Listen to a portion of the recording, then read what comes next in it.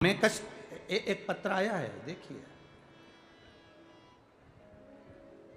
मैं राजू पुष्पद पति श्री मुरली पुष्पद, ग्राम पड़ाना, जिला राजगढ़, मध्य प्रदेश से हूँ। मेरा मोबाइल नंबर ये है। कहीं बैठी हो तो हाथ हिला सकती हैं, कहीं बैठी हो तो हाथ हिला सकती हैं, दोनों हाथ हिला दें जहाँ कहीं भी बैठी हो। मैं राजू पुष्पत पति श्री मुरली पुष्पत, ग्राम पड़ाना, जिला राजगढ़ से हूँ। कहीं बैठे हो तो अपना हाथ हिला सकती हैं जहाँ कहीं भी बैठी हो। गुरुजी, भोले बाबा का हम क्या वर्णन करें गुरुदेव। शादी को 20 साल हो गए थे, कोई संतान नहीं थी गुरुदेव। 20 साल शादी के होने पर डॉक्टरों को भी दिखाया, जगह जगह पूजन पाठ भी कराया, पर आराम नहीं लगा।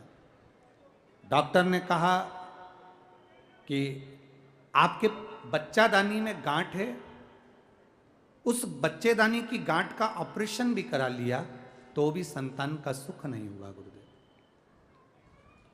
ऑपरेशन कराए हुए 10 साल हो गए तो भी संतान का सुख नहीं आया गुरुदेव। तब किसी ने कहा, एक बार टीवी पर शिव महापुराण की कथा आती है, उसे सुनो और आसन लगाकर टीवी के सामने ही बैठ जाओ और प्रार्थना करो भोले बाबा से कि भोला सब दुख, बाबा से प्रार्थना करो।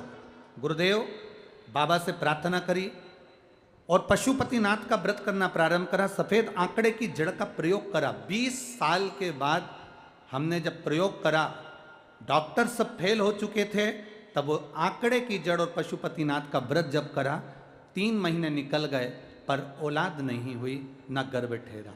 हमने वो जड़ खोल कर डाल दी।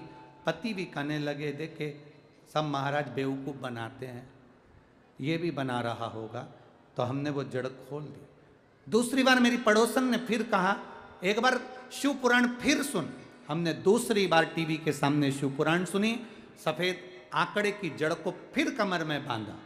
गुरुदेव संतान का सुख नहीं हुआ।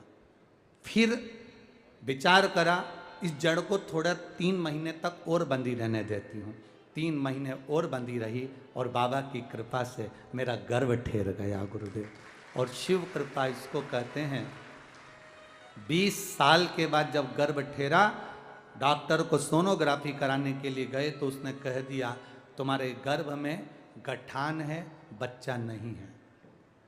तुम्हारे गर्भ में, बच्चेदानी में गठान है, बच्चा नहीं है। तुम्हारे गर्भ के अंतर्गत गठान है, इसका ऑपरेशन करा लो। 3 जगह पर सोनोग्राफी करवाई, हर जगह पर गठान बताई गई। अब करें तो करें क्या। पति ने भी कहा, क्या कर सकते हैं। तब उस जगह पर फिर बाबा के ऊपर जल चढ़ा हुआ, पीना प्रारंभ कर दिया। 1 लोटा जल चढ़ाती, पानी पीकर मंदिर में बाबा से कहकर आ जाती, अब तू जान, तेरा काम जाने। धीरे धीरे तीसरी सोनोग्राफी फिर आई और डॉक्टर ने कहा, अब तुम्हारे गर्भ में गठान भी है और बच्चा भी है। अब तुम्हारे गर्भ में गठान भी है और बच्चा भी है। बच्चे की रिस्क मत लो और इस बच्चे को रिस्क मत लीजिए, जान पर आ बढ़ेगी, ऑपरेशन करा लीजिए। बाबा का दरबार नहीं छोड़ा गुरुजी। आप कितनी बार बोलते हो, वो बाप है आपका। हमने फिर जल चढ़ाया। अब एक बेलपत्री अशोक सुंदरी वाली जगह पर चढ़ाई, जल चढ़ाती, पी कर आती। डॉक्टर कहता रहा गठान है और बच्चा है। समय आ गया गुरुदेव। धीरे धीरे आखिरी के महीने तक डॉक्टर गठान और बच्चा कहता रहा। तब जन्म लिया बच्चों ने, तब मालूम पड़ा मेरे गर्भ से 2 बच्चे जन्म लिए, एक बेटा एक बेटी ने जन्म लिया। 29 जनवरी 2023 को मेरे घर में एक लड़का और एक लड़की ने जन्म लिया है। ये शिव की कृपा। खाली ना जाता कोई